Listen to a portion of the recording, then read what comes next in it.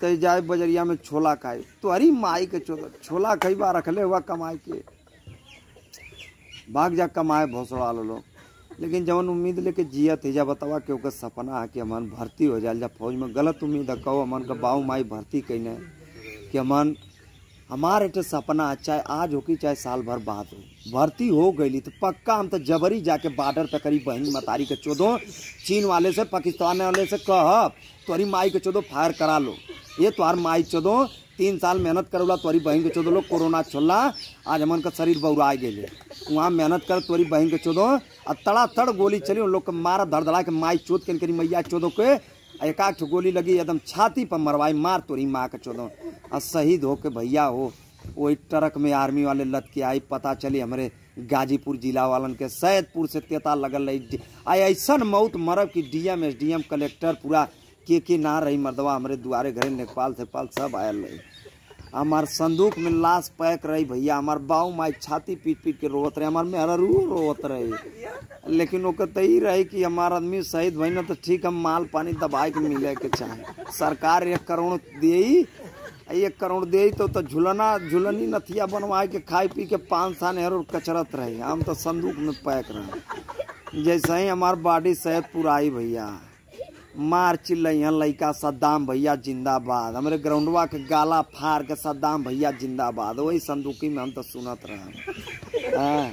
आई पूरा उठाए के ऐसे तैसे ले जाई हैं भैया हमके तिरंगा में लपेट के पूरा गाड़ दी हैं वो भैया हाँ जब गाड़ दी हैं तो समझा कि एकदम हम तो पूरा वही में बंद हो जाए सपना हमार सपने रह जाए मेहरारू पान खाए के वो अर्थ थुकी बाऊ माई हमारे हर बेचारे रही हैं भाई हमार वहर रही लेकिन हमारी यह सपना हो कि जल्दी भर्ती आओ हम भर्ती हो जाए और देश से लड़ाई लड़ जाए पाकिस्तान और चीन का तहस नहस करी